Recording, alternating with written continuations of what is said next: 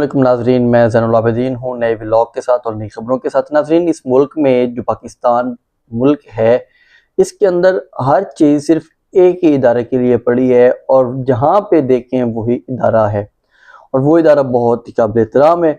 लेकिन मैं आपको बताऊं कि कुछ नए रिटायर्ड जनरल सामने आए हैं और वो किस लिए सामने आए और उन्होंने कहाँ पे कंट्रोल संभाल लिया है, ये अपडेट्स मैं आपके सामने रखूँगा। और इस हुकूमत की जो बेहिसी है उसको देख के बंदा हैरान हो जाता है कि यार ये हुकूमत आखिर इंसानों की है ही सही कि नहीं है, क्योंकि ये मुआशरा और या ये हुकूमत जानवरों से भी ज़्यादा बेहिस हो चुकी है। ये सारी अपडेट्स मैं आपके सामने रखूँगा। अगर आप इस चैनल पे नए हैं तो चैनल को सब्सक्राइब ज़रूर कर लें।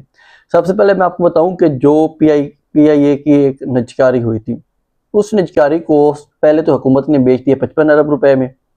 फिर उसमें बताया गया कि ये आरिफ हबीब जो एक बिजनेस टाइकून्स हैं वो इसको खरीद रहे हैं, लेकिन बाद में पता चला कि इसमें तो फौजी फाउंडेशन भी है।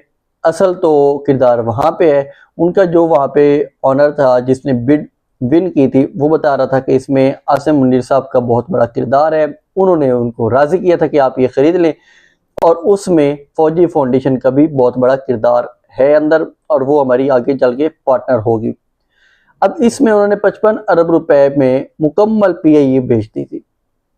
जब अवाम ने शोर मचाया, पहले तो 10 अरब रुपया था, फिर इन्होंने कहा कि देखें ये इस तरह कर करा कर उन्होंने ना 55 अरब रुपया कहा कि इसमें ये हमने पीआईए बेची है। उसमें जहाज भी हैं, रूट्स भी हैं, अमला भी है, जहाँ जहाँ पे दफातर हैं वो भी है, सब कुछ है। और 125 अरब रुपया जो है वो वही कंपनी जिसने ये खरीदी है वो हुकूमत को नहीं देगी, वो उसके ऊपर ही लगाएगी कि हमने पीआईए को आगे बढ़ाना है तो हम ये 125 अरब रुपया इसके ऊपर लगा रहे हैं 7 सालों के अंदर अंदर।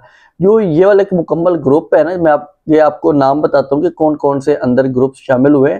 उनकी जो नेट वर्थ है वो 1 साल की इतने अरब रुपए बन सकती है जितना वो 7 सालों में लगाएंगे पीआईए के ऊपर मुफ्त में जहाज खरीद के। अब इसमें जो रिटायर्ड जनरल हैं, क्योंकि हमारे हर महकमे में रिटायर्ड जनरल बहुत ज़्यादा एक्चुअली ज़हीन होते हैं, इसलिए उन्हें वहाँ से रिटायर कर दिया जाता है और ये आ जाते हैं हमारे सिविलियन महकमों में और वहाँ पे आके ये बहुत अच्छी खिदमत सर अंजाम देते हैं पाकिस्तान के लिए भी और अच्छे लोगों के लिए भी। यहाँ पे जो पीआईए की नई इंतज़ामिया है उसमें जिनको शामिल किया गया है वो है लेफ्टिनेंट जनरल अनवर अली हैदर। इनको बनाया गया है चेयरमैन बोर्ड ऑफ डायरेक्टर। जो ये नई इंतजामिया होगी ना पीआईए की, उसमें चेयरमैन बोर्ड ऑफ डायरेक्टर भी अनवर अली हैदर साहब होंगे और वही अनवर अली हैदर अभी भी फौजी फाउंडेशन में एज ए एमडी काम भी कर रहे हैं। अब इसमें देखें कितनी कामयाब है फौजी फाउंडेशन। उसके जो असासे हैं वो 6 अरब डॉलर से ज़्यादा के हैं। पाकिस्तान अगर 1 अरब डॉलर इसको कहीं से बेक मांगनी पड़े ना पाकिस्तानी हुकूमत को, तो ये उनकी सारी शराइत मान लेते हैं। और जो फौजी फाउंडेशन सिर्फ एक इदारा है उसकी 6 अरब डॉलर से ज़्यादा नेटवर्थ है और पीआईए को भी अभी उन्होंने खरीद लिया हुआ है, उसके अंदर भी वो शामिल हैं। अब उसके अलावा इसमें जो एक बोर्ड ऑफ डायरेक्टर्स में मेंबर्स बनाए गए हैं उनमें गौहर इजाज ये वफाकी वज़ीर भी रह चुके हैं निगरान गवर्नमेंट में और बहुत ज़्यादा करीब है अच्छे लोगों के। उसके अलावा आरिफ हबीब साहब जिन्होंने आगे जिनका फेस किया गया था कि ये खरीद रहे हैं पीआईए को। उसके बाद फिर फजल शेख हैं, अकील करीम डेडी है, वो भी काफ़ी ज़्यादा उनका भी एक अच्छा बड़ा बिजनेस है।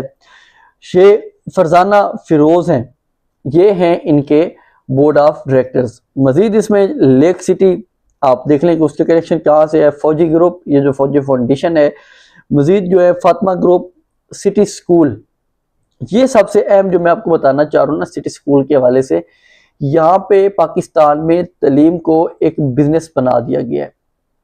सिटी स्कूल पाकिस्तान में महंगे तरीन स्कूल में शुमार होते हैं और वही अब जो भी पाकिस्तान में प्राइवेटाइजेशन हो रही है उसमें वो शामिल है। पढ़ाई में देख लें वहाँ पे भी पैसा बना रहे हैं। गरीब के लिए अलग तलीम है, अमीर के लिए अलग तलीम है। जो गरीबों के लिए तलीम हो रही है वहाँ पे ना स्कूलों में कुछ पंखे नज़र आते हैं, ना स्कूलों में बिजली नज़र आती है, ना वहाँ पे वाशरूम्स नज़र आते हैं।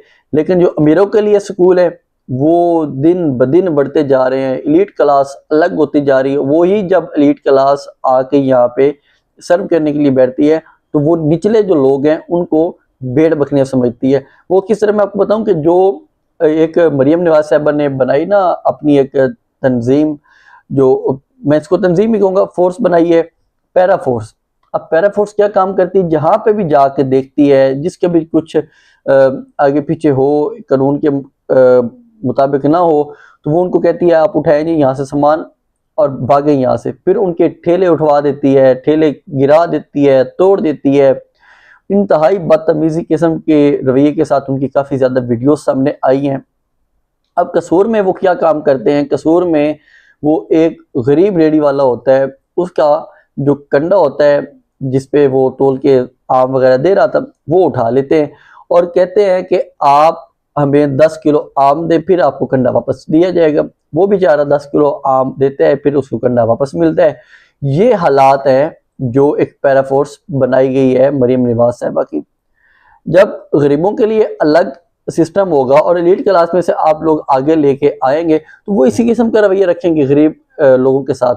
और वही डीपीओ जो कसूर के हैं आफ्ताब फुलरवान साहब, वो आजकल काफ़ी ज़्यादा शिकंजे में भी हैं, क्योंकि वो कुछ सियासी मदाखलत के तौर पे उनके ऊपर काफ़ी इल्ज़ामात भी लग रहे हैं और वो जो MPAs हैं उनके साथ उसका रवैया काफ़ी ज़्यादा तस्सुबाना था। उसके वजह से उसको इस्तेकाक कमेटी में बुलाया गया, वहाँ पे भी कुछ उनके जो गैर तसल्ली बख्श रवैया है वो सामने आए। लेकिन ये एक जो मुकम्मल तौर पे पैरा फोर्स है उसका रवैया मैंने आपके सामने रखा है। और ये हुकूमत इतनी बेइस है कि कल मरियम औरंगजेब साहबा फरमा रही थी कि देखिए अगर हमने जहाज़ खरीद लिया तो क्या हो गया। हाँ भाई, हमने जहाज़ खरीदा है। मरियम नवाज साहबा की जो ये ख़ास तरीन एक वज़ीर हैं, बंदा इनसे पूछे कि मिनिस्टर साहबा जहाज़ आपने गरीब आवाम के पैसों से ख़रीदा है, उस गरीब आवाम के पैसों से ख़रीदा है जिसके पास अपने बेटों को दफन करने के लिए कफन के पैसे नहीं हैं। मुल्तान में एक गरीब इंसान, गरीब मजदूर, जब उसका बेटा फौत होता है तो वो उसको दफन करने के लिए सिर्फ एक चादर में वहाँ पे पहुँच जाता है कब्रिस्तान में दफनाने के लिए। फिर वहाँ पे पुलिस को बताया जाता है तो वो कुछ एक्टिव होती है और वहाँ पे पुलिस अपने पल्ले से कुछ पैसे दे करके उसकी लाश को मुकम्मल तौर पे कफन दे के दफनाती है।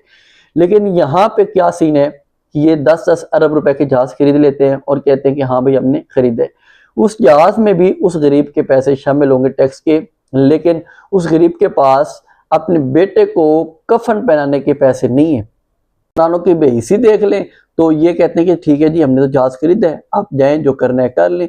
ये जो रवैये हैं ये इंतहाई ख़तरनाक रवैये हैं और यही आगे चल के नफ़रतों का बायस बन रहे हैं, क्योंकि अमीर और गरीब में फ़र्क बहुत ज़्यादा बढ़ता जा रहा है। लगातार गरीबों के ऊपर टैक्स बढ़ाए जा रहे हैं। बिजली की तरफ देख ले तो जो शहरों में और देहातों में गैर एलानिया किस्म की लोड शेडिंग चल रही है, कोई पता नहीं है कि कब लाइट आएगी कब लाइट जाएगी। और इतनी ज़्यादा हबस और गर्मी के मौसम में भी लगातार लोड शेडिंग जारी है।